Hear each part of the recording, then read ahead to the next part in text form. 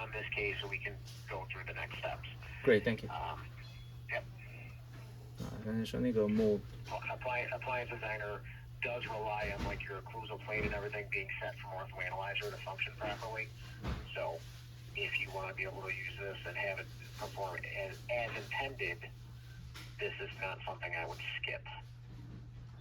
OK，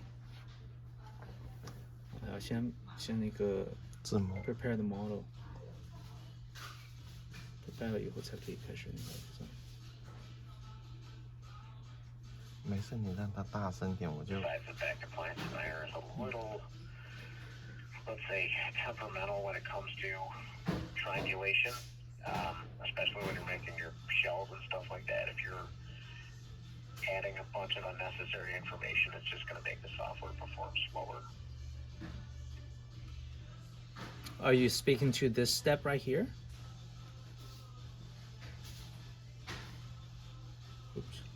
I'm sorry, Eric. Were you speaking to this particular step here, or are you talking about the need to prepare the model? I'm talking about preparing the models. Basically saying you don't want to bring in a model that's unprepared. One of the reasons is the software is very sensitive to questionable triangulation. If you're, we don't want to use search for. Okay.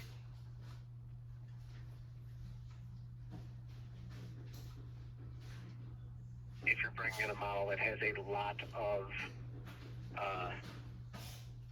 unneeded information, it's just going to make the software operate slower. I see. Okay, so that's the primary reason. It's just to speed things up. It's going to speed things up. Also, there are things, that, especially if you have questionable triangulation, that the software will simply just choke on when you're making your shells, things like that. So you do want to make sure that you have a relatively clean model as you bring it in. Okay. I mean, even stuff like this can throw it up sometimes. So.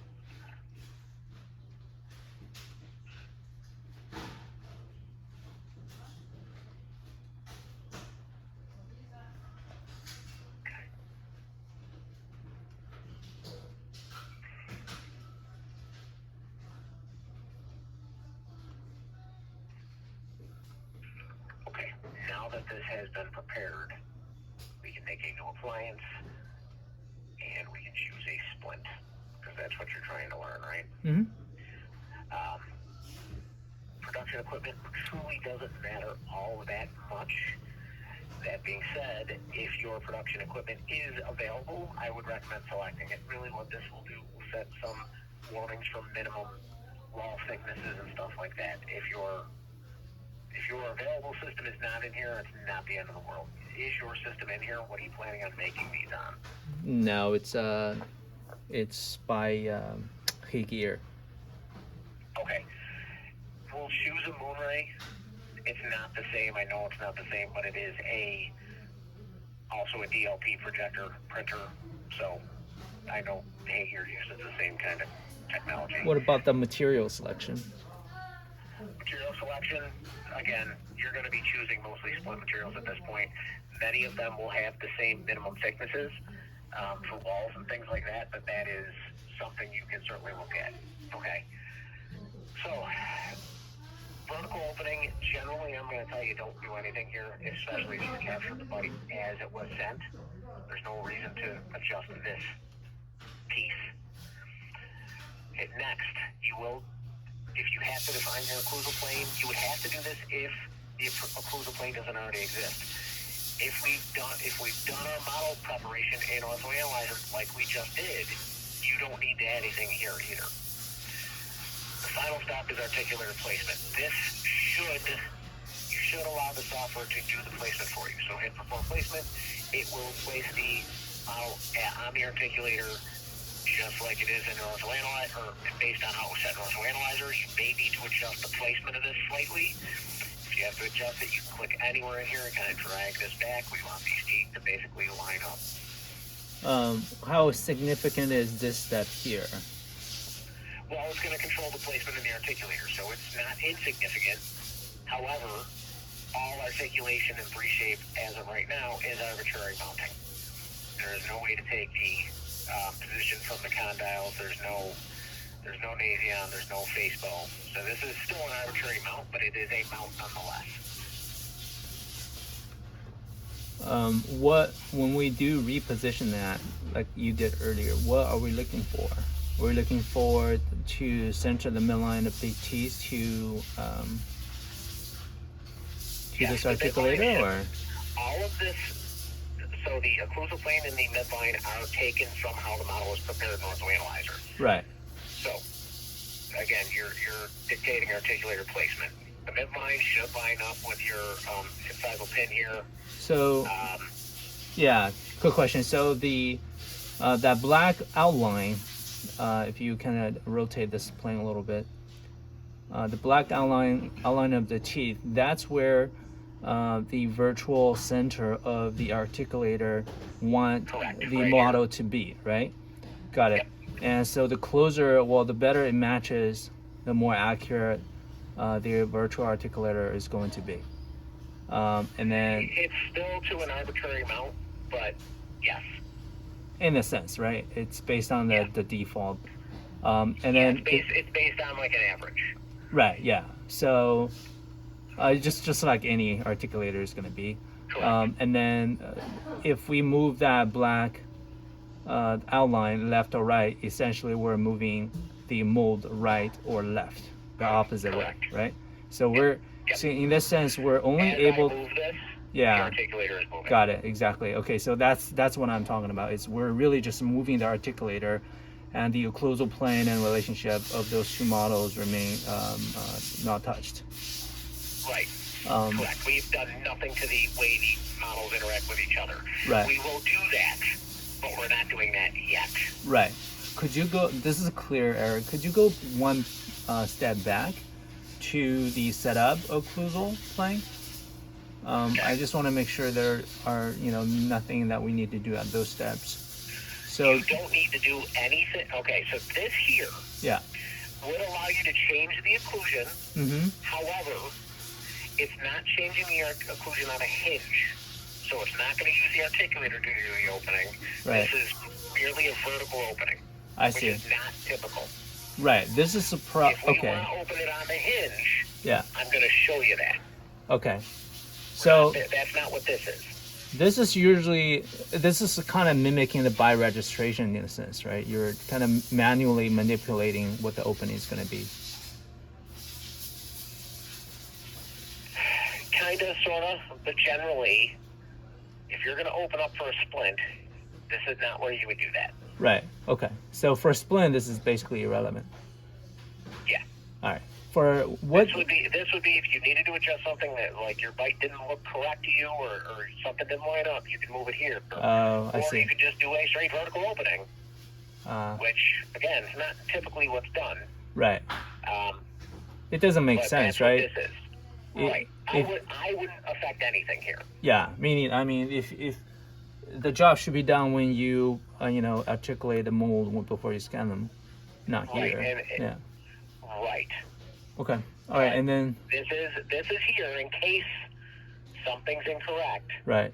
You can, and basically it's telling you here, manually adjust relative position of jaws by manipulating the arrows and the control points. Right. The movements in the step are not articulated and Got it. can't be skipped. Got it. I Okay. recommend skipping them here. Got it. And then define the occlusal plane step. If you had not done the model prep, remember I said model prep is important, we should do this first anytime you're working in an appliance designer, basically putting the bases on. Mhm. The other part of that, which is the bases I don't really care about, it was good to cut away all that extra information.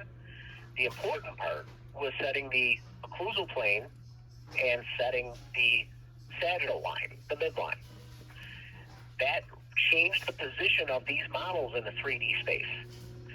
So that when we go to the next step, when we go to articulator placement, it's using what we placed for the articulator, or where we placed our midline, where we placed our occlusal plane, to place it in the articulator closer to correct.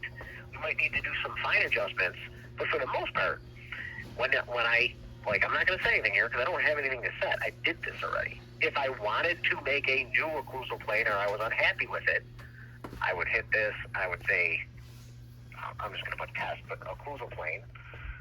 I would click OK, and then I would have to set my 3 points, just like I did in Ortho Analyzer. Right. It's the same plane I just made. There's no reason for me to do this. I'm just showing you so you see it. So basically what you did earlier, you could have done here, but it will take a lot longer time because the software. It would take longer, Right. and it also doesn't give me my midline. Right. I'd rather have my midline done too. I see. So for this purpose, for occlusal, the way we set things up, these two steps we can basically skip. Pretty much, yes. If you do your preparation in Ortho Analyzer, which I do recommend, you could skip the first 2 parts here. You just come right to here, and it'll analyze the scan for use of adaptive plates. We can use the guide plane, the occlusal plane that we made in Ortho Analyzer, and it'll place the articulator for us. Okay. Like I said, generally it'll be pretty close. You may need to move it forward or back a little bit, but it should be a minor adjustment, you know? Right. Like right here, right. I would think this is a little too far back and maybe a little turned, but if patient's arch might be turned, or jaw might be turned, the midline should be right. I can just grab this and pull it back a hair. Right. Okay. You know, and if I want to adjust it a little bit, I can. Right. But again, it should be minimal stuff here. This should kind of be already taken care of by doing the preparation in an Ortho Analyzer. Right. Okay. All right. So that step is So really if I just look trying at to. here, Yeah. Okay. I'm happy with this. Yeah. Okay. If you want to change the way your articulator is working, you know, you want to dial in a specific value for your condyles or your Bennett angles or anything like that, you can do that here. You can also choose different articulators. So I don't know what articulator you use. We use a SAM here typically. This is what it looks like on the SAM articulator. These settings are not what we typically use, but you would have values on an articulator that you would know. If I'm happy with everything, I'm good, I can hit next. Or let's say I want to actually open this up so that my jaws are in an articulated position for me to make my splint. I can click here. What this will let me do, I'm going to turn this to on instead of auto shut. I can now move my opening to give me enough room to make my splint. So I want to make sure I have enough room. I can go something like this, maybe 7.5. That would be plenty of room. It might actually be kind of a thick splint, but at least you get the idea here. This would be my opening that I'm going to work with. And what is the opening 7.5 referring to? Which opening is it? Oh, the pin and the bottom. Okay. It's the pin. Right. Okay. Got it. So that's what it's indicating. I've extruded my pin 7.5 millimeters. This is the opening I have on my model. Yeah. I can lock this as my modeling position. So as I'm creating my splint, here's where my jaws will be. So, got it. So I guess this is gonna have to. You would need to sort of a lot of experience, or not a lot, but you need the experience to know if I want my thickest area of the split, the splint to be, say, 1.5 millimeter, or the front teeth opening to be, say, 3-4 millimeter. Then you gotta guess roughly what the opening of the articulation pin is gonna be. A little bit. There's a little bit of that. You can actually bring up this, which is your 2D cross section, and I can choose to have it be on my sagittal plane. Every square here is 1 millimeter. Okay, so I can look at this and say, okay, I want this to be bigger or smaller. Right, I can adjust I'm at about 3.5, 4 right here. Yeah. That's one way you can do it. Right. That's just using your set. This is using the midline that was set. I see. So I can look at that and see if I want the opening articulated to be bigger or smaller. Okay. So. And we can still adjust this even when this is open. Got it. Because when we send, right now we're sending the files to 3shape, right? So when we design, we they ask us for the parameters, how much opening you want and what's the thinnest. So they are adjusting what we're doing here, roughly, I guess, to achieve that. Yep. Okay. So they're really looking at that, this plane with the squares and calculating how many square are there roughly. They are most likely using a different software, but the same basic concept. Yes, I see. they're looking at the opening, Right, just right. like this. I see. Okay. When you find the position that you are happy with, you have to click on this lock right here. Okay, so that's kind of screwing it on, essentially. Yep. Tighten the screw. Basically, yeah. This is locking your position of these. I'm not going to say my plane. That's locking the current position of these models. So when I do this, it's going to say you're changing the modeling position. Are you sure? Right. The answer for this is yes. I want to do this before I do any of my next steps. Okay. Now, is there a difference between the? I'm so sorry. Go ahead, Eric. No, you're fine. All right. So, what's the difference between? I mean, articulator is articulator. I know there are different models, and for this purpose, there are different choices of articulator, and there are different parameters for this. Is that something that we need to be concerned about, or worry, or not worry, but do we need to change or select anyone, or? Okay, so if your doctor is using a specific articulator, you can ask them what articulator are you using, what settings are you using, because that will control how I see. the extrusive or the excursive movements would be affected. Right. Got it. They might be able to say this patient would be more of a this. You could dial in those settings so that your excursive movements are more realistic. So the goal of this setting here, choosing the articulator and also parameter, is to better mimic what the doctor want the specific openings and extrusion to be, right? Yes. It's trying to meet that. Okay. Now, if we're just having a doctor send us a case, hey, I want a flat plane night guard with canine guidance, or just flat plane night guard, and the doctor didn't give us any bio registration and just the upper and lower model, we print it out here, we hand articulate it, and we put on a model, then we don't need to really worry about any of these parameters, right? Correct. Yep. Okay. All right. Sounds good. So that sole purpose was to mimic, to basically match the settings the doctor did at the office when they did the face bone and all that stuff. Correct. Right. Okay. Cool. All right. Thank you. Okay. So I would click lock. I lock my jaw position. What's the minimum distance, Eric, at the bottom of the parameter? I mean, it really depends on what your manufacturing method is. Uh-huh. I mean, most of the 3D printed Splint resins are going to want like a minimum 1.5 millimeter thick wall. So that's probably your low end. Although, again, there are other things out there that you could use this for.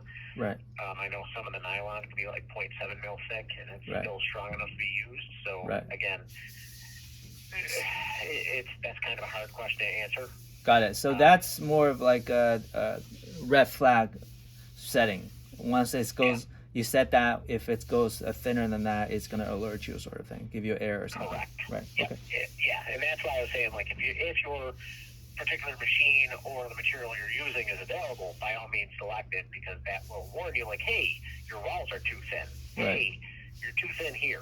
If it's not in there, you just have to kind of, play it on the safer side, I guess. Right. Yeah, I guess you just got to know the material, test it, and find out, Pretty much. Yeah. Yep. Okay. All right. Okay, so click next. It's going to take you into wax out. What this is basically remove undercuts. It's doing a wax out model. The cast insertion is always going to be just directly vertical. Most of the time you can leave it this way. In fact, we've actually been trained by 3shape rep, like, oh yeah, we never touch this. Well, 3shape reps aren't exactly lab technicians. If you have teeth that are very flared out, you may want to change your view a little bit to reduce the amount of undercut. Again, especially if these front teeth are out here, you may tilt the view something like this. One of the things you could do is turn on show colors. What that actually will do is show you where your undercuts are based on your path of insertion that's selected. This is not too bad, truthfully, especially if our splint is not going to completely cover these front teeth, which it typically would not do. So this looks okay. The insertion here, we're talking about the direction of the inserting the appliance of the right. Okay. Well, the insertions usually would be just almost vertical. Vertical. Yeah. Yep. Yeah, and that's what this is by default. Right. They be times where possibly that's not okay. If you have teeth that are really all over the place, or if your front teeth are really flared out, you can't do that. But generally, this is okay. Right. Okay? You can also increase or decrease your blockout angle or retention.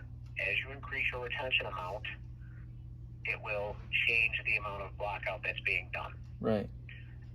Blockout angle, same idea. As you change this, it will change the amount of blockout that's being done at the angle at which it's happening.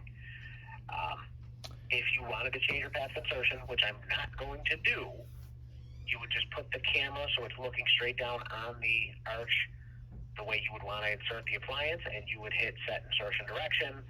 If you do that, make sure you lock the new insertion direction so that it keeps that going forward. Right. I'm not going to proceed through yet. If I was happy with it and I knew everything was good, I could just hit next.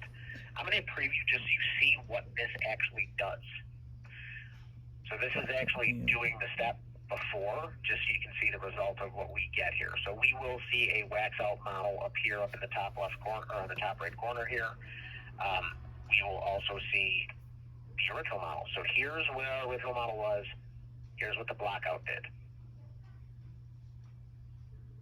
The pink part is the blackout? The pink color is the blockout, yep. Right. That's our blockout.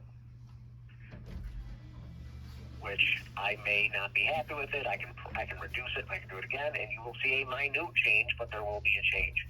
As I increase my retention amount, this pink should drop. Then now the pink here, I mean, with the traditional blackout, we use the blackout material and stuff. And this pink here is a reflection of what it would look physically if we're doing the blockout in our physical model. Or this is just representing the direction to which the blackout is, the sort of the plane on which the blackout is. Everything based on path insertion. Right. So anything that would be an undercut based on where this arrow is coming through will be a blackout. Be blocked out. Yep. So that's actually quite a bit of blackout then. Correct. So you may need to increase your retention amount. Right. Because the higher your retention amount value, the less of this is going to get covered. So watch again. I had it at 0.2. I'm going to make it 0.3, and watch where this number. Watch how this pink recedes a little bit. Yeah, we need a low tide. Right. Exactly. Undercut depth. Is there a way we can modify that, or that's just a direct result of the setting we do on retention amount and blocking angle? It's a direct result on the retention you do setting. However, there's also a wax trimming tool. So this is just showing. This is where it's set from the path of insertion. Right. I can then go in and affect this as well. If I go, you know what, I don't like where it did this here, or I felt it need to build up this area more, I can go in and add or remove wax from an area manually. Right. So this is actually would be still quite a bit of undercut for, so we can use manual to sort of chisel out the pink area, I suppose. We can. If you were doing this splint on this one, how much blackout would do, Eric? This to me feel like it's still a lot. Truthfully, when we do our splints, there's a lot of manual blackout that is done.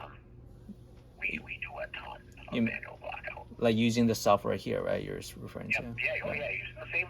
The splints, the nylon splints we make are 100% created in this software. Got it. So instead of using the setting here, you're just doing manual blackout changes. We do both. So we have settings that we use, and then we will then go in and say, okay, I'm going to add a little bit here. Right. I'm going to add a little bit here. I'm going to block out minor proximals. I'm going to block out any of this kind of stuff. Right. This is how we do it internally.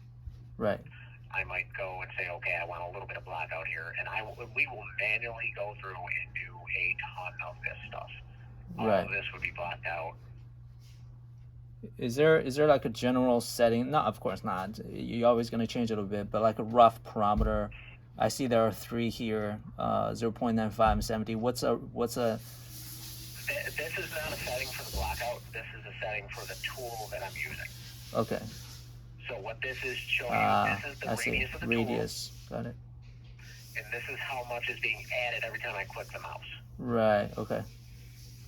So and then the last one this this is your desired thickness. If I do this, basically I can make something 5 millimeters thick and it won't go any thicker than that. 5 millimeter thickness I'm not gonna do anything that thick anyways, but that's what that is.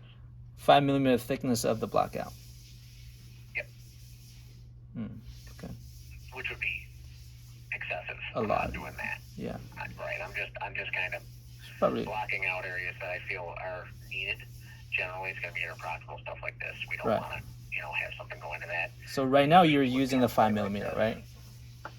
I'm not affecting enough to actually have this come into account. I'm just worried about this. And really what I'm looking at is where the blackout is. Another thing you could do, which might actually make this look a little bit easier for you, don't do a ton of adjustment here. And I'll undo everything I just did as far as like add materials. This is what it was by default. I don't like this tool. We don't think this one is as easy to use as some of the other ones. Generally what we'll do is we'll hit a add sculpt tool here. The reason we'll do that, so here's our blockout model just as it is. And some of this looks fine, some of this doesn't. One of the nice things about this is, again, we're just looking at our pink shaded model here.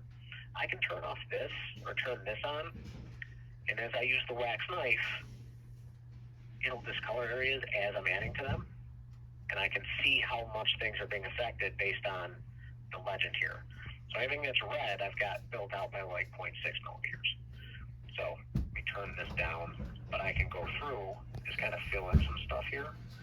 And generally, I'd want to keep things in the yellowish area if I'm doing blackout. So I can like build this up a little bit. What? To kind of fill in any. Yeah, I'm sorry. What is this doing right now? I am blocking out. I'm doing a manual blockout, just like I would be doing on this one, but it's easier to see here. It will tell you. It's easier to tell. Got it. Okay. It's much easier to tell what's being done and how much of everything is being done. So the red part is 1 millimeter thick of blackout. Well, it actually gets. Well, I'm more like between 0.6 and 0.8 mil. Right. Where these red are. Right. Yeah. The yellow, you can see I'm at like 0.3. Right. So I'm just doing a little bit of blackout to kind of make sure I don't have anything that's going to interfere with my appliance seating properly. Right. So And say there's some distortion on the mold.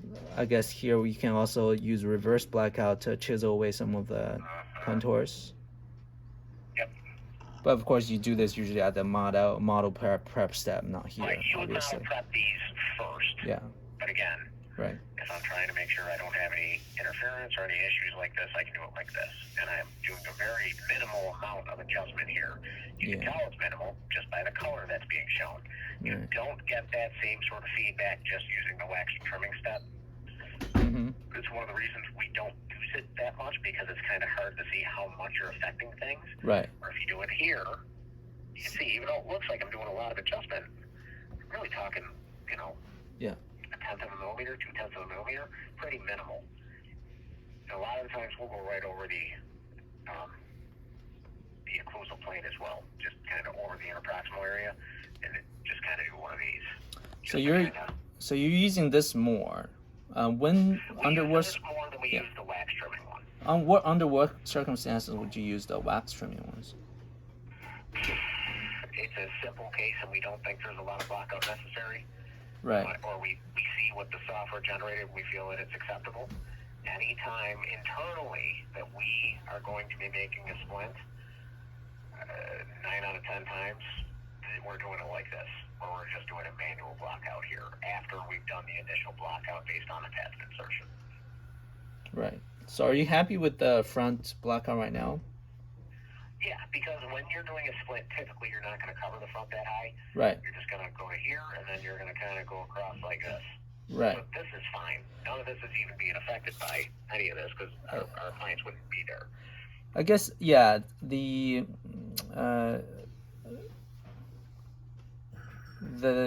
I guess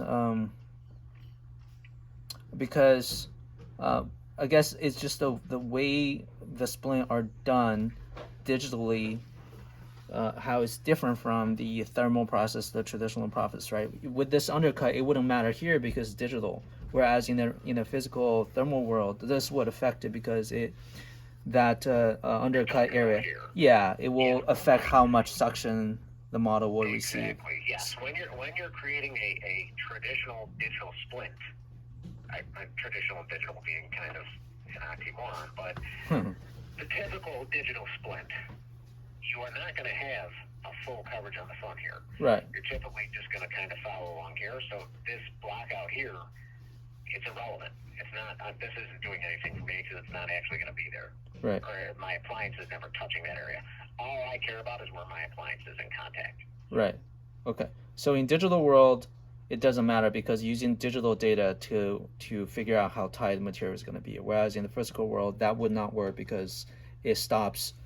It reduces the suction force. But you can also trim your. I mean, you could trim your physical splint up that high too. But right. I don't know what you guys normally do. But in digital, this area is not going to have full coverage on the face of the front teeth. You're going to have like a ridge here. So. Yeah, we don't usually cover that low. Usually I see a lot of splint covers like 4 millimeters. Over the cusp. We do usually like 1/3 or half because it's the hybrid material. So we can overlay. Here is the actual. You can kind of see. I think where this speckling is happening is still consistent. So if you're going to go this high, yeah, that's how it's not affecting anything. Yeah, and this yeah. is showing you where you've waxed out versus the original. And why, if the undercut is the gray area, why does the facial surface has a bit of the specks? Anytime you see the specks, where it's like this, it just means the surface the surface is being occupied by two models at once. Basically, this means it's not doing anything there. Oh, I see. It just means that surface is higher on the high. It's exactly the same at these points. Right. Once you get to here, this is where your path of insertion actually makes a difference. Right. And this is where your model starts to undercut. Right. Okay, could you rotate to one side? You can disregard this stuff. This isn't real. Yeah, it's got just it. A visual artifact. That's the overlap of the facial surface and the undercut plane. Correct. Okay. All right. Okay. Thank you. So, again, I would be waxing out just to make sure that everything is where I want it to be. If I'm happy with this, which, I'm happy enough, for an example, I'm going to hit next. Now, we are only working on our wax out model now. Again, it's asking for insertion direction. I can leave this alone unless I modify it on the other one. It's still that same vertical. Not going to change anything here. I'm just going to hit next. Now I'm creating my shell. So when you're creating a splint in Appliance Designer, you're using a bar and a shell to create your splint. The shell is created first. The shell is what you will, this is how it interfaces with the teeth on the arch the appliance is being made on. So if I'm making an upper splint, that's what I'm doing here. I have the option to determine how thick my walls are going to be. And again, you need to know what is necessary for your specific material. A lot of materials will ask for a 1.5 millimeter thick wall. Like key splint, 1.5 mil is what it wants. The wall as in the occlusal surface or the retention? The walls, I see. bubble surface. Wow, that's. Yep. Yeah. Is it because the material they're afraid of the material will be too brittle to break? Correct. Okay. It's a material property issue. Do your research. Ask questions about the materials you're using. Right. Your specific manufacturer splint material. We're using Keystone Soft, so yeah. Okay, but double check with them. Check with Haygear. Usually they'll tell you, okay, this is what we've tested and we find acceptable. Key splint is probably still going to be the 1.5 mil thick. Right. That's a material thing. Remove undercuts. You may or may not have to mess with this. Generally, this is handled more on the wax out model, so you don't have to do it here. You can change the amount of retention or blackout is done on the shell itself. Why do you need to do that if you already did the undercut prep? You would do on one or the other typically. Right. We did it on the model, so we don't need to do it here. Right. That makes sense. I mean, it's almost like you're changing two different variables, and you don't know which one you're really Right. changing. Yep, you pick one. Yeah. Okay. Inner surface offset. This is important, okay? You do need an offset, no question. No matter how accurate a printer is, if you make it with no offset, if you were to design a appliance on a model that was perfect and you put no offset in there, you might be able to get it on. Good luck getting it off. Okay? You will need to experiment with your printer with offset. If you find that your appliance is too loose, drop this number down. If you find that your appliance is too tight, increase this number. This is controlling exactly how much of a gap there is between the surface of the tooth and the inner surface of your shell. Right. Okay. Okay? This one trips people up because there is no fixed number. Generally, You'll experiment, do a print or two, make adjustments. Once you figure out your number, that number should stay the same. You should not have to adjust this between prints because this is a printer function. Right. Got it. Okay? We'll leave it at 1.5 because that's what the default was for the specific printer was selected. Your mileage may vary. Again, you can start with defaults and go from there. So what we do now should look very familiar to what you do when you're doing Right. like This is model the prep. trim line, I suppose, right?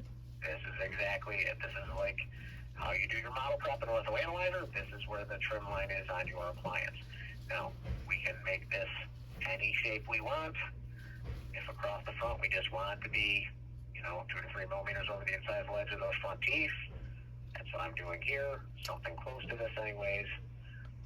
And the edges smoothing and reverse splint selected, probably don't need to worry about that. You don't need to worry about that right now. Edge smoothing, medium's pretty good actually. I don't know that I would go adjusting that a whole heck of a lot. You can if you want it to be smoother or rougher. Low will make kind of a sharper appliance. I generally think the medium is pretty nice, so I would leave that as it is. I'm just going to work my way around making the shape of the shell that I want. Now, I don't know what you guys do typically. If you do scallop the inside or you just do a straight line. Yeah, let's just do it. Let's just do a straight line and save you time. Sure. Yeah. Okay.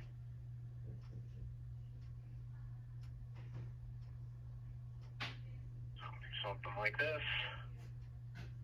And I'll just get myself a little bit over the heel here. And now once I've got my line set up, if I want to adjust anything, I can do that here. I can still move things if I'm unhappy with the way anything looks. Say I want this to be a little rounder here, anything like this. I don't want this to be quite this scalloped. Right. Okay. We can go next. Make your adjustments now. Yep. Because if I do want to change it after the fact, it's going to take longer. So try to just look and make sure everything looks okay to you. As long as you're happy with it, you just press next. It is creating our shell now.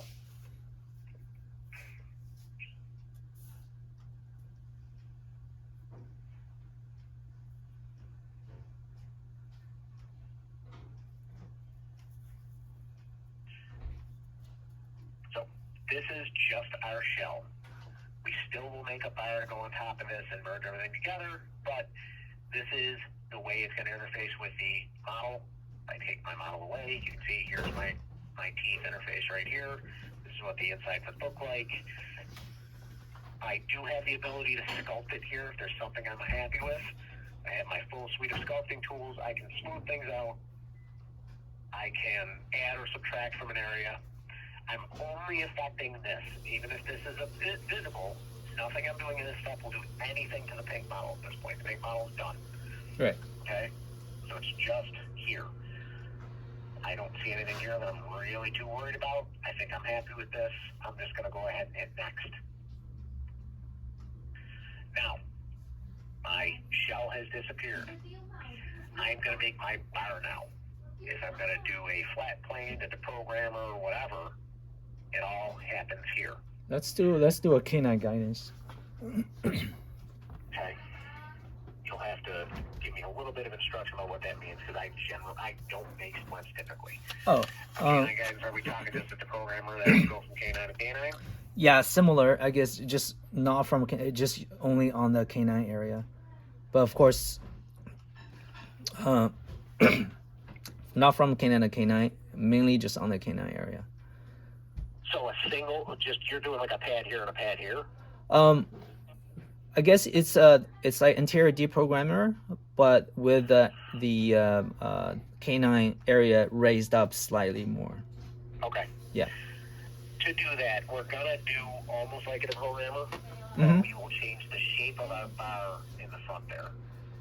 So I'm gonna start back here actually, just to give myself a little bit more of a control point. What we can do is we can recess that bar into the shell and then go from there. So I went a little further than I would go normally for that intentionally. Okay. I just need to make a line that a bar is going to follow. Uh-huh. As long as I'm happy with where that is, I'm going to hit next. Now, it's going to allow me to create a bar. I can bring back my shell so I can kind of see where it'll be. And I can also bring my lower in so I can make sure that I'm in contact with it. So I'm going to look at this like this. I'm going to hold down Shift, and I'm just going to pull this whole thing down. So it's kind of where I would want it to be, roughly. I can recess this up because I know I don't really need it. Here's where my canine is. I want to make sure I'm in first contact here. Oh, that's so I'm nice. just going to kind of do this. I was wondering, then, yeah, I was thinking, how do I taper off the end of that bar, and then I think you just kind of did. Yep. So I can do something like this, and then I can recess this up. Right. So I'm actually going to shrink this so that it completely disappears into the shell. Mm-hmm. But I'm going to adjust my heights all first. So I'm doing here, pull this down. Yeah, we still want the front teeth contact with the canine also. Oh, you do? Yeah, Okay. we want them in contact. It just the slope of on the canine is a little bit higher. So when you do excursions, it only the canine is making contact on the splint. Okay.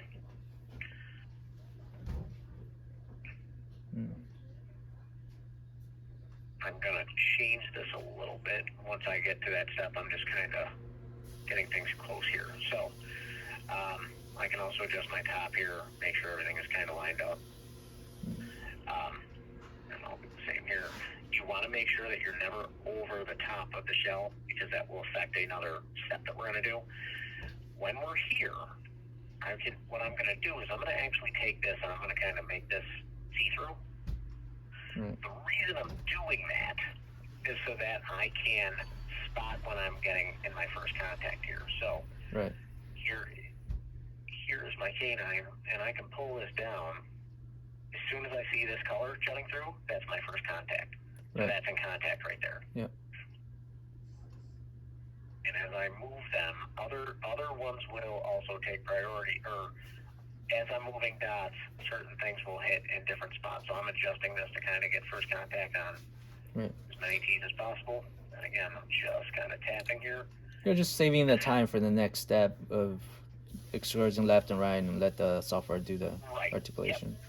I can get pretty close here. Right. The software will do that, but if I do that too much in the software, it'll make kind of a bumpy, nasty looking splint, which may not be what I want. Right, yeah.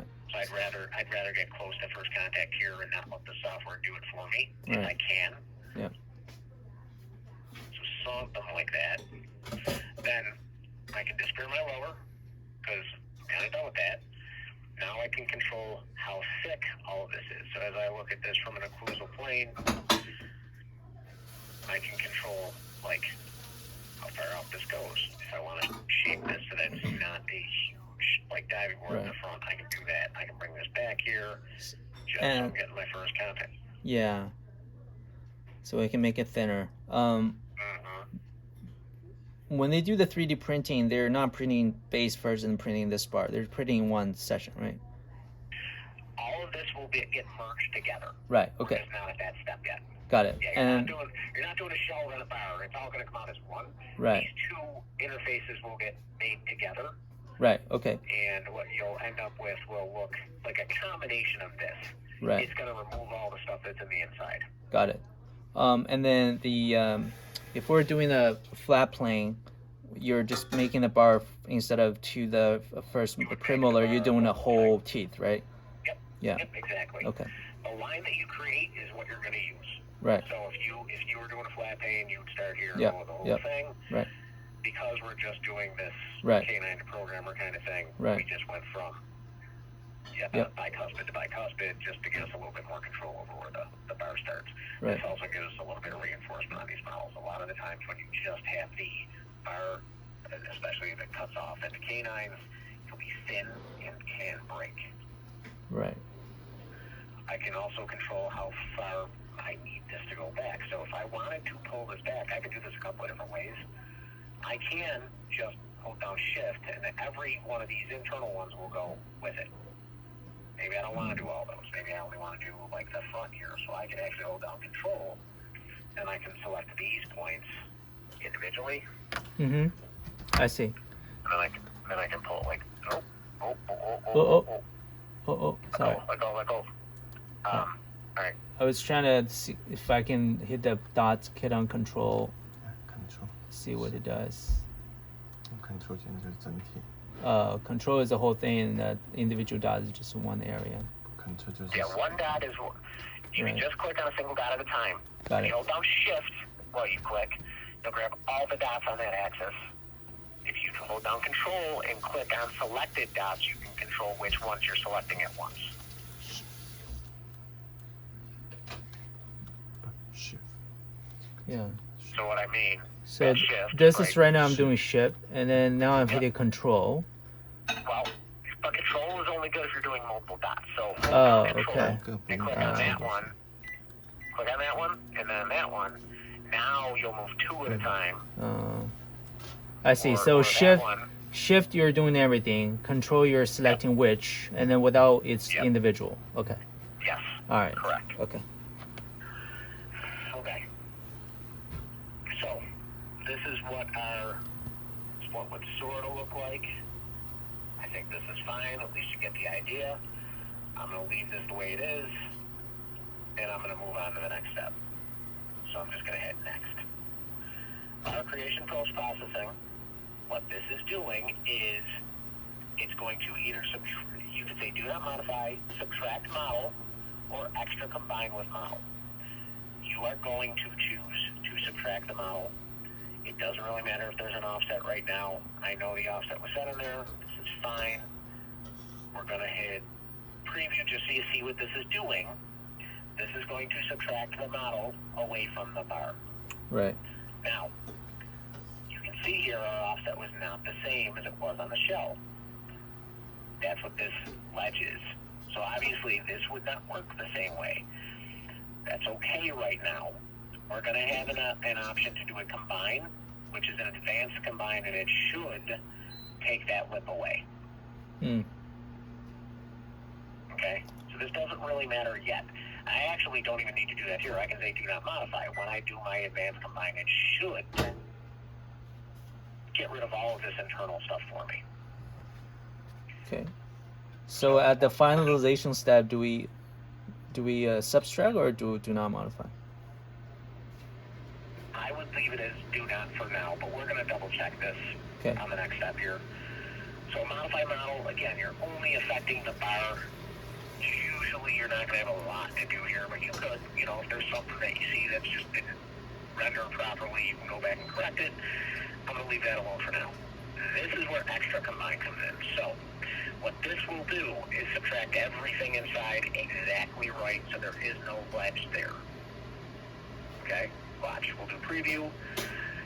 And what you're going to see again is all the tan that's inside this model is going to be gone.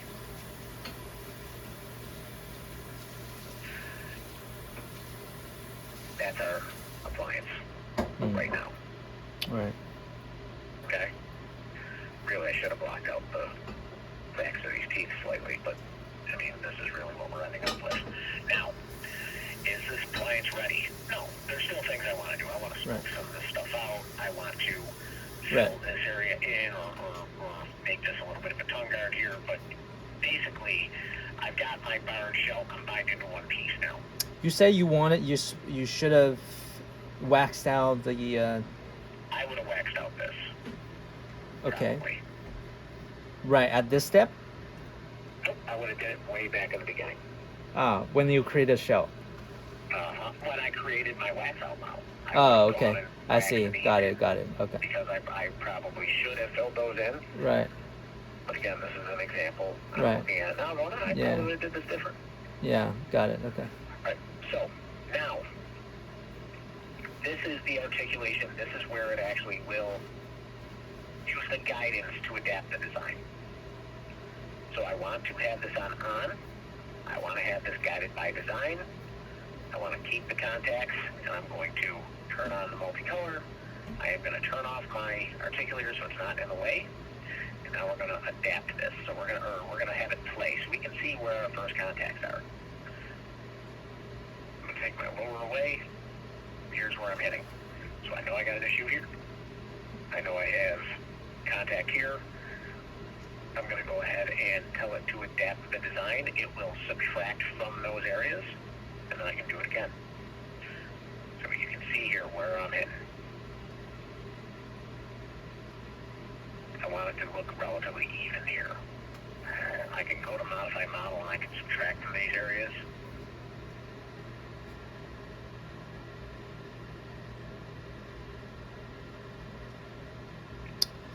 So at this point, you're just doing adapt design multiple times until you're happy. Yeah, but you don't want to do it so much that you're actually affecting it a ton. You're just doing it to kind of make sure that you're getting even contact, generally. Right.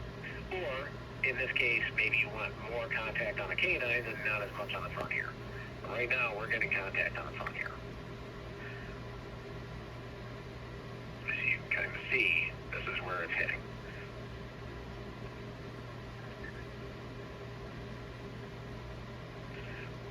So I can adjust this a little bit. I can go into modify model and take some things away, but if I want to use the adaptation to do this, this is where I have to do it.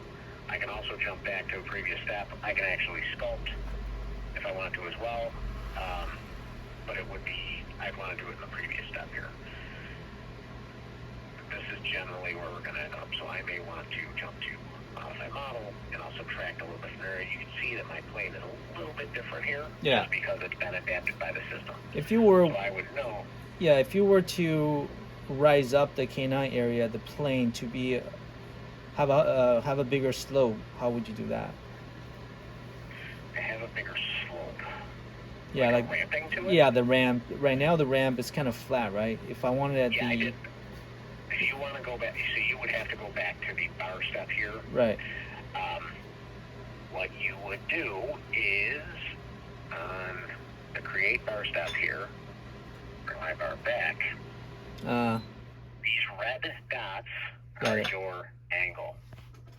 I So see. here, if I want to change the angle of this, I can do something like this. It's not the easiest thing to see. So you have to know which one you're on. Here it is. And as it changes, this would be how I can adjust my angle of the bar. Right. Got it. Okay, that makes sense. Okay? Yeah. Here, anyways, I will lower these slightly. Just so I have a little bit better contact where I wanted it. All right.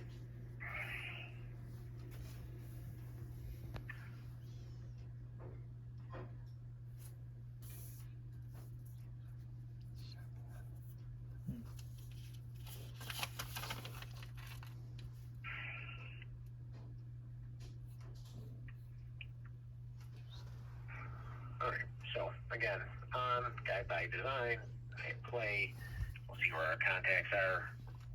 You can see I have a little bit more contact here. So I would want to adjust this slightly. the adapt a design to antagonist is basically what we're doing right now, right? Just letting the articulator to do the excursion and find out the contact points. Okay. We're seeing where things are hitting. Right.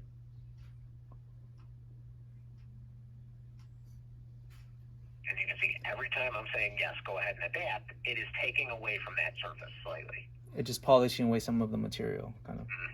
Right. That's exactly right. Now, as you do that frequently, it will start to make your plane not so smooth looking, so you may not want to do this a ton. That's why you generally try to get it close when you're making your bar. Otherwise, it'd be ugly, huh? Otherwise, it's going to be, it's exactly it. Yeah, it's going to make an ugly split. You're not going to be happy with it. Your doctors aren't going to be happy with it. So generally, we try to do this as much as we can before we get to this step. Mm. All right. What From does? here, Yep. go ahead. What does the drill compensation do? 这个数字是多少？ Drill compensation is only used if you are going to be milling your splits. Okay, If you're not milling, Right. it's not an issue for you. got it. And then here, Okay. the opening articulated is 6.79. That's just inheriting the earlier setting that we did, Right. right? So we had it at about 7.5 when we started. Okay, right. Of This is- course. if you Yeah. notice when we're adapting, it's polishing away. This Yeah. is where the articulated opening would be now. Yeah. The protrusion, that's the distance 0.3. What is that setting for? It's Oh. showing you where it's heading. Oh, okay. I see. Got it. Okay, I see. And we So don't have want to. contact on. Right. Oh, shut. This is actually your first point of contact here. So that pro and retrusion parameter, we actually don't want to touch it, right? Because that's based on the articulator, how much protrusion there would be based on that opening. Yep. Okay. Okay. Right. So I'm not going to spend a bunch of time Yeah, making it. we don't need to. It's kind of right. Yeah, we'll just kind of figure out ourselves, like Sure. what do we need to do there. Yep. Next Can we step, one? ID tag. Yeah, just one step back, Eric. All right, so here, can you move away that? Okay, guided by design, that's good. Guided by incisal or incisal, however you say it, plate. Incisal plate. Incisal, yeah. It's interesting you say incisor, but then incisal. Anyways, It's like the inside, right? It's the incisal plane, the incisal edge of the keep teeth. contact, record contact. What does incisal plate, guided by incisal plate mean? I'm not actually sure. I believe it's an articulator setting. Yeah. Okay. So Guided by incisal. Hey, now when you do that, you got incisal. it's Oh. on auto shut. You generally here are going to want guided by design. Uh huh. Because if you don't have guided by design on, it disregards the splint. Uh huh. It's doing articulation based on the models themselves. So if I don't have guided by design on, this is what it's doing. Right. If I have guided by design on, Same thing. no.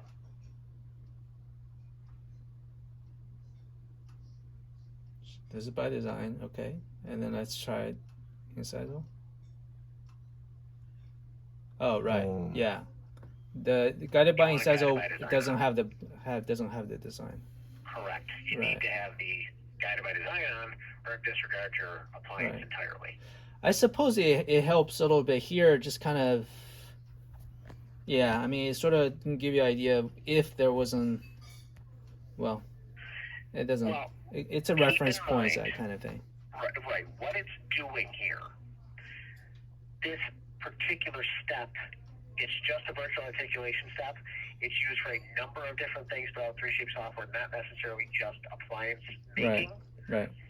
So there are different options for different things you could be doing. Right. Yeah. Because we're making an appliance, we want to use a guided by design. Right. Basically, it's Without irrelevant that, it's for for our something else. particular case. Right. Yeah. Okay. Okay?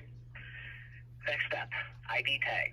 Um, Self-explanatory. so Moses Go here ahead. has a question. Usually when he's at that adapt design by antagonist step, usually the splint kind of get pierced through. And he's asking why. And I'm thinking it's probably just because of the thickness setting was not enough. And It does what through? Oh, it basically pierced through the splint itself. What appears through the splint? The model does? The model does. So I'm thinking it just probably because the splint is not thick enough, and after you polish away the excess material, it's going to pierce it through. Maybe. Without seeing what he's actually running into, I can't tell you for sure that's what's happening, but Right. it's a reasonable guess. Like that's probably what it is, but I don't Right. know that without Right. seeing Okay.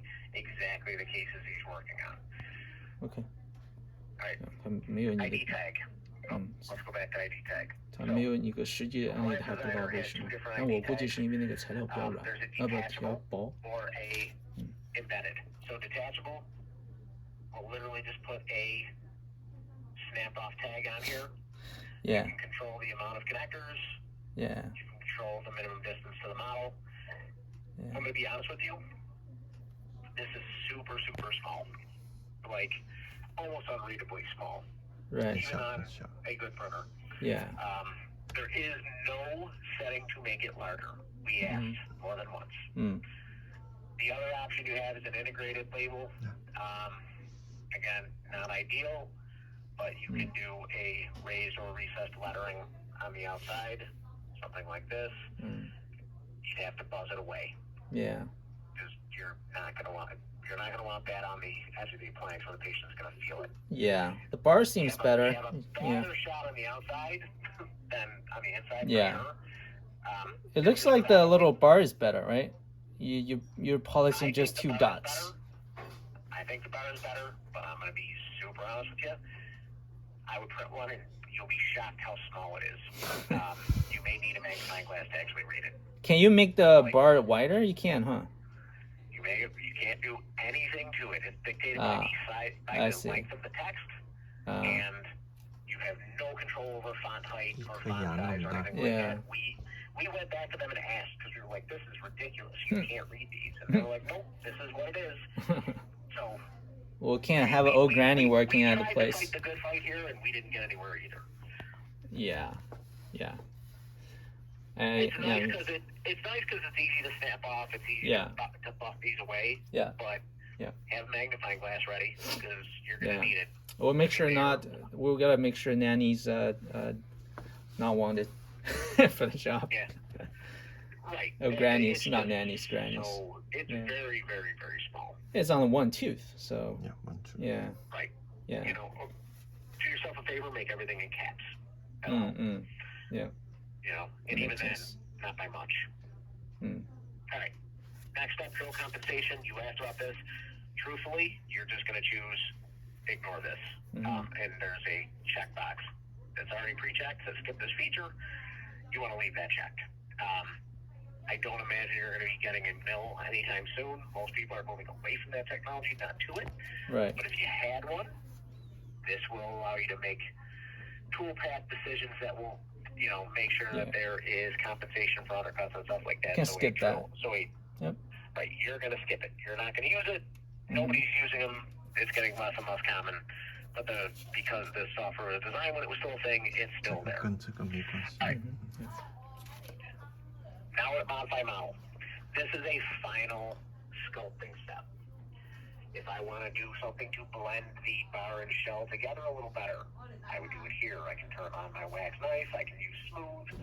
I can make my surface nice and big and reasonably colorful, and I can just do a quick brush over the outside of the whole thing to kind of just smooth things out and make them blend together a little bit better. Something like this. All those sharp edges are suddenly gone. How do I remove away the thickness here? Huh? How do I remove away the thickness material? This one right here.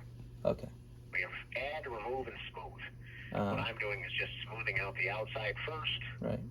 I can smooth a little bit here if I want to. Can I try something real quick? Together. Yep. All right.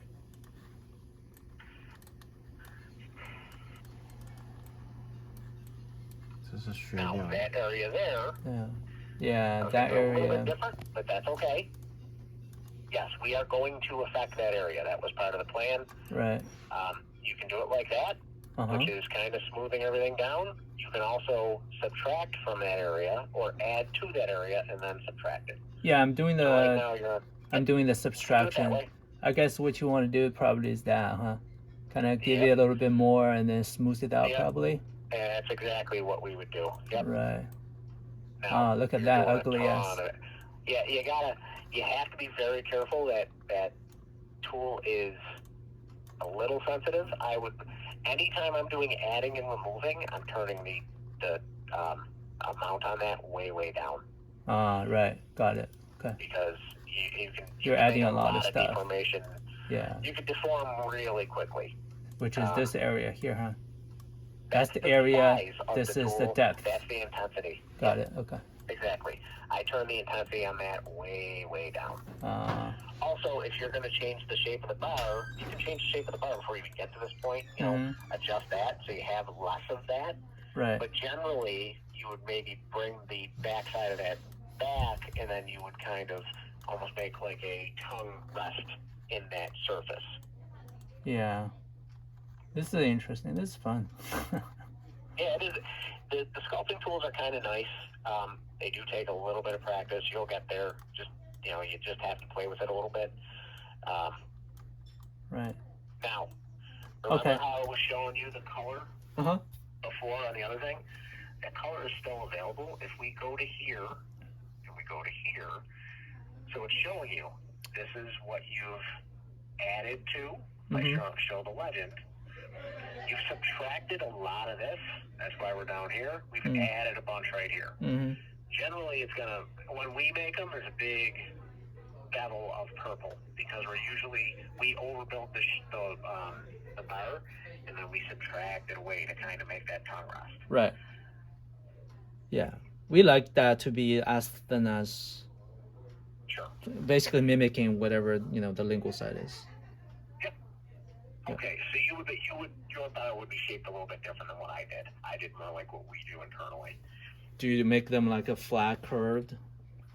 We can, not really. Our deprogrammers generally the flat plane in the front will come a little bit more toward the back of the patient's mouth, and then we'll have almost like a tongue rest above it. Like a step. Yeah, a little bit.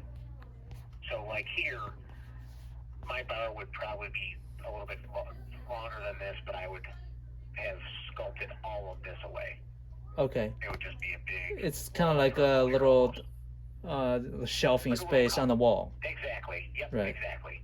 Do you people literally put their tongue in there to rest? Does it actually... That's what the intention is. Yeah, but does it become more of an obstructive thing, or is it actually convenient as a tongue rester? I'm going to be honest with you. I'm not sure. I don't know what we do. I wear them. I don't know what the thought process is behind it. I just know what I see on a daily basis on our typical splints. Generally, that's what they look like. When we're doing this, we see a big wall of purple here. Yeah, I see. Yeah, I just don't. It might be the specific cases that I'm looking at too. If they're a class where their teeth, where they have a big underbite, you would need more of a bar here. Because we want to make sure their contact is where their teeth are sitting naturally. Right. Yeah, that makes sense. Okay. So at this step, you're seeing the purple and red. You're really just seeing where you added and where it's structured. Other than that, there isn't really anything else, right? Okay. Yep. This is just a sculpting tool to make everything the way you want it. This is really almost your final step on the upper. Do we need to worry about the thickness here? Like if we subtract too much, does it give an error like, oh, it's to 1.5? It can. Generally, it'll let you do whatever you want, though. You can turn this on, which will let you set a desired thickness, and it will stop you from going too far. Right. So if I made my desired thickness 1.5, if I'm not mistaken, I believe it will stop me from going any further than that. So if I start to subtract from an area,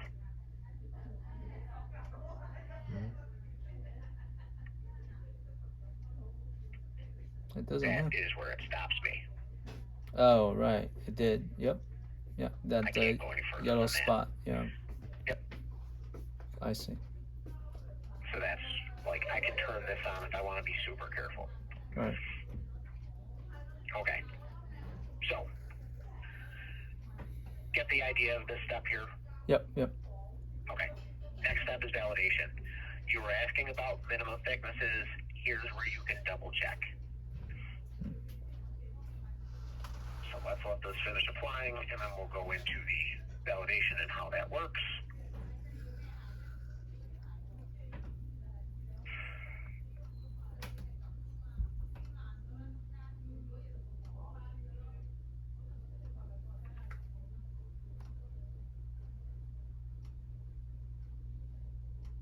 Is your computer this slow? Yes. Not in that particular step usually, but appliance designer, I will warn you, is always a little slow sometimes, especially depending on some of the things you're doing. So what this is showing a 2D cross-section of the appliance. I can just do like a quick point-to-point, like here. My appliance is 3.62 mil thick here. My front wall is about 2.85 millimeters thick. If I want to check the minimum wall thickness or anything on anywhere else, so I'll move this here. Here's my wall thicknesses, and I can check. Do you have to check this way, or does it tell you that, okay, the thinnest area is this and that? See right here, 1.5 was our minimum thickness? Yeah. We're at 1.5. That's where you were doing that, huh? Yep, I think you were doing that subtraction, I think. Yep, that's why. Like, I'm going to be honest with you, almost nobody uses this, but it's here. Right. If you set your wall thicknesses when you make your shell to the setting you want, 1.5 mil or whatever, unless you're doing an astronomical amount of sculpting here, generally you're going to be fine. Right. Like you'd have to really go out of your way to add any significant or subtract any significant amount of stuff. Right. But if you did the offset in the previous step, the 1.5, it will stop you from getting. It should stop you from making it any thinner than that. Yes. Yeah. Okay. All right. Usually, when you're being honest, like when I do the smoothing on the outside, generally it's adding to those areas more than it's subtracting, anyways. Right. Now, smoothing can do both, but usually when you're doing smoothing, if you're moving quick enough, it's just filling in the interproximals rather than subtracting the face. Okay. All right. All right. So I'm happy with that. I'm not going to change anything. I'm just going to hit next. I'm not going to save my new plane because I don't really care. It was just to use it as an example. Now we're on maxillary finalization. Really what this is are you happy with the upper? Do you want to save the upper? Yeah. We did the work. You want to save it. So maxillary finalization will tell you basically, hey, your upper is done. If you want to save it, you can export it now. They probably should have asked that question first, right? Now, you would think, they want you to validate, and then you finalize it. Finalize it is, I'm happy with it. All right, I validated it. I know everything's good. Let's get it out of here. So, right now, if you need to make a splint for mandibular, you would hit next, and it'll basically do the exact same workflow, but for the lower. Right. If you're done, please proceed to the final step and say save. If you need to export the designs now, use export model as function in the upper right corner. So when you're to this step, just click here. This will give you the option to export every step along the way. So here's our upper and lower models as is. Here's our Excel model. I see. That just for. Shell without the bar. Right. Here's a bar without the shell, without even the model being subtracted from it. Right. Here's where we combined them, but didn't affect anything. This bottom one here, this is post-processing, max 1. That is our completed final design with the adaptions, with the sculpting we just did, with the validation, with any of that kind of stuff, with our ID tag. This is the one you want. Right. Okay. And if these other ones are here, but you don't need them. It just saves every step along the way. Now, if you wanted to export your models just because you wanted to have them, you can do that too. You can even export your Waxel model. If you want to try it on, you can export any of these, but generally, this is the only one you actually want. So you would choose your path you're going to export it to. I do recommend changing your path if you try to save it into the default directory. It's going to save it into your ortho data folder, which is kind of a mess, and you really shouldn't be messing around in there anyways. As long as you're happy with it, you just click OK. Actually, OK, not cancel. Second. So, just so Yeah. you know, program Yeah. data here, program data, 3shape ortho data, don't go in there. Yeah. You really shouldn't be in there. You can very, very easily mess things up if you go in there. Right. You already have something on your desktop called Post-Processing Max 1. Is this a sample you guys did, or did you actually make a split? Yeah, we're just sample. You can go ahead and override it. Okay. So with that done, we go. Here it is, right here. If we print, or double click to open it. Why? This is interesting. Why are we using units for this? I was going to ask you the same thing. If you have a Hager's burn, Yeah. it looks like STLs are set to open by default. Right. Using that. Yeah. So let's change that. Change that. Yep. Yeah, I'm like, why do we have? I'm not sure. Do you guys have a Unity? Huh? Do you have a Unity put up? We bought it from you guys, but we didn't really use it because it's kind of slow and smells like crazy. Okay. Yeah. No problem. I was just going like, oh, you have this. Yeah. So why don't we just choose 3D Viewer instead of use that by default? Yeah. Because that way it won't open Unity every time you do it. Do you have your Hager's burn already or no? We have it. It's everything off of the cloud. That's probably why. Okay, that's why. Yeah. This will use Microsoft 3D Viewer just by default now, but here is what your split would look like. So what's the point of having this view? This looks the same as, in the analyzer. You don't have to. Yeah. I'm just showing you, like, here's what your split looks like when it gets exported. Right. If the Hager's one is online, you can go to their website and upload it, and then you just run it from there. Yeah. That step is kind of moot, right? Because you see that in the really, analyzer. I was just showing you, like, here's the example. You don't have to do that ever. Right. I just wanted you to see it. Oh, Yeah. yes, it's exported. Got it. If you're happy with this, you go to the final step here and just hit save, which I'll jump to it. I'm not actually going to save it, but if I hit done, it saves it. If you wanted to do a lower splint, the exact same process, except when you go into this, you would do your articulation, get the jaws to where you wanted them, lock that position, and then jump right to here. Don't do any of these steps because these are all the upper. The lower is the exact same process. No. Okay.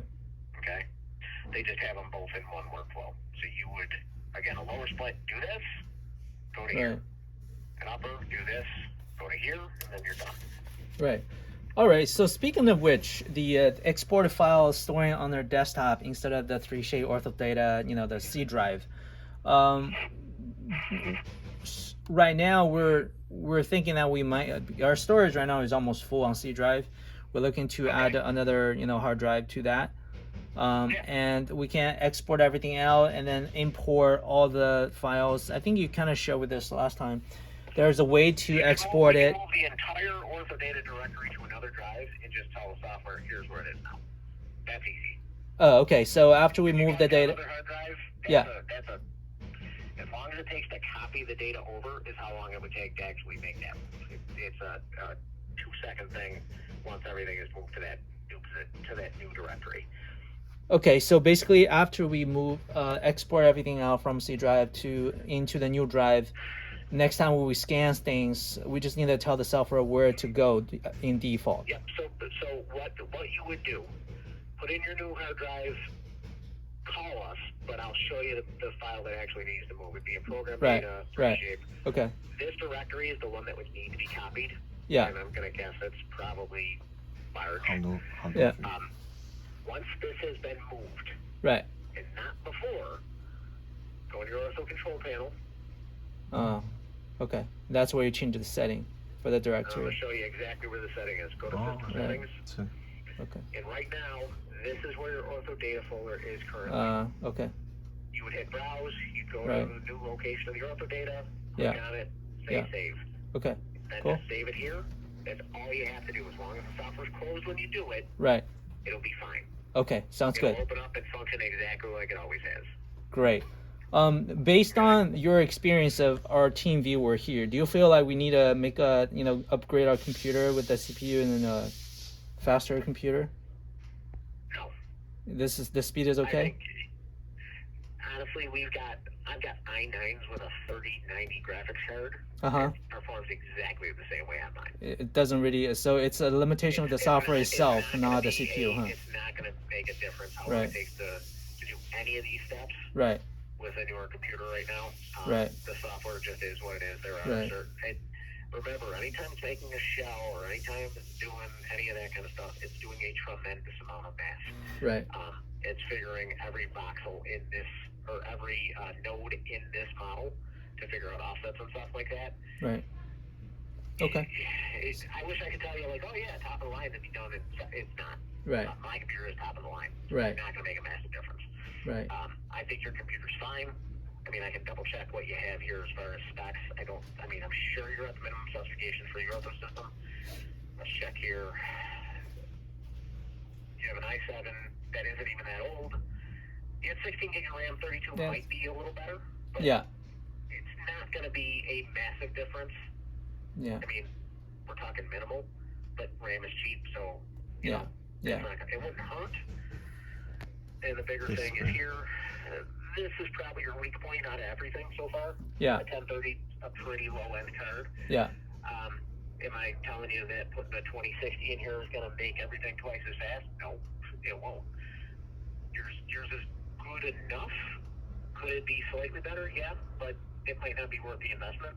A hard drive would be, because you're pretty low in space, as you said. But Right. you know, I don't know that I would do a ton more. I think this computer, you know, functions as expected with this software.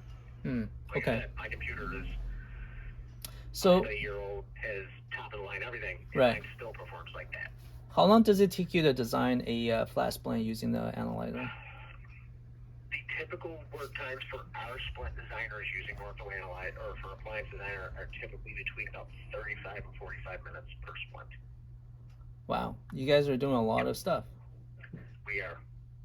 because you're doing a lot of deprogrammer, I suppose, and also Yep. matching Yeah, we do the a lot of the programmers. We do a lot of flat planes. Those are the most common. right. But yeah, every Splint we make is 35, 45 minutes. Right. Some are longer. And is that because you're matching the dentist settings, or? It's just the amount of work that goes into them. Our people are very, very particular when it comes to blockout and stuff like that. Right. So they will spend a lot of time doing that manual blockout. Right. Even though sometimes I think it might be overkill. Mm-hmm. It's just the way we function. Right. So they will go and make sure that everything is perfect so that they don't have anything coming back. And we Right. do tons of splints. I think I heard the number and I was kind of shocked at how many it was. You know, but we also have a lot of people doing the designs. Right. Yeah. How many Splint you guys do? Oh, I want to say it was almost like 8,000 in a year, something close to that. Okay. Yeah, that's a lot. Cool. Yeah. All right. I was surprised. Yeah.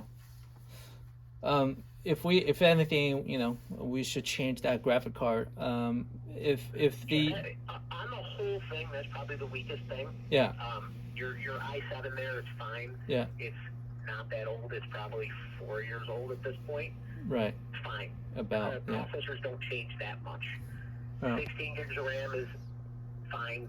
I mean, it could go to 32. RAM is not that expensive. If you wanted to make that upgrade, okay, cost you $60 probably. yeah it's cheap. The graphics card is the weak point. A 1030 was never a high-end graphics card. It was kind of like an entry-level one, and Yeah. it's also an entry-level one that's about 5 or 6 years old now. Yeah. That's your weak point. Again, it's not performing poorly, but of all the other things, that's the part that I go like, oh, this is where they saved a couple of bucks. Yeah. You know? Yeah. Okay. Cool. Well, we'll see if there's if we can just easily swap out the graphic card. Graphics cards are easy to swap. Yeah. Make sure you go with NVIDIA. We got this computer from you guys, so the PC. Yeah. Is there a slot that we can? NVIDIAs are all over the place. They're the most popular graphics card manufacturer. If you get a new NVIDIA, it should drop right in. Uh-huh. Okay. Like I said, you can spend $100 on one. Yeah. You can spend $1,600 on one. Right. I will tell you for sure, you will not notice a massive difference if you spend if you put in a $1,600 graphics card. Yeah, need it. unless we're doing some heavy gaming stuff. You could do a $200 or $300 graphics card, and it'll be, for what you're using it for, it'll perform exactly the same. Okay. Yeah, that makes sense. Cool. All right, Eric. Okay? Yep, appreciate it. Let me see if no problem most. at all. Yeah, let me see if Moses. Yeah, let me see if Moses has any questions. I think he's good. He's got all the questions answered. I suppose. Let's see. He's flipping his question page and confirming. If you're using, Yeah. like when you're using the stuff, 这 if 个 you're 这几个数据是不是也一样的？就刚才跟那个一样，是不是一样去设置？ He's talking about the appliance designer. Actually, I don't even know what we're using the appliance designer, ortho analyzer, ortho control panel. Appliance designer. We're using appliance designer, right? Appliance designer is what was used to fabricate the splint. Right. Yeah. Usually And your model preparation should be done in ortho analyzer. Okay. Appliance design is done in appliance designer. Ortho control panel, I only open that to show you where you would change the directory for the path for if you put the new hard drive in and move your ortho data to a different folder. Okay. That's So the only thing you really need to go in there for. So which of the software store the data in the C drive? Ortho Analyzer does. Appliance Designer, all of them does. They're all pulling data from the same directory. Okay. So when you prepare it in Ortho Analyzer, it saves it. Appliance Designer looks at what you saved and said, okay, I'm going to use that to build my appliance on. Right. And it saves it to your C drive, and then all the stuff is running from the C drive. You only have one drive in this computer right now. Right. And it's your C drive. I see. So everything is using the same files. So to direct where Ortho Analyzer and Ortho Control Panel seek data, we also do the same setting? It's the same thing. Once Same we thing, change okay. it on that one thing, all of the softwares will know where to look. I see. Okay, cool. Sounds good. Okay? Thank you. Thank you, Eric. You're very welcome. Have a great rest of your night. I hope I have We're something. a little bit late to our training, but I hope you got something out of it. Oh, yeah. Like I said, when you're using the software, if you get stuck, you run into a thing, I don't remember how this works, just call. Yeah. Whether you get myself or Mark, either one of us can go through this again and again until you guys feel comfortable with it. Yeah. But it's one of those things you do need to play a little bit to Right. kind of, Yeah. how does this tool work? You know? Yeah. Yep. That makes sense.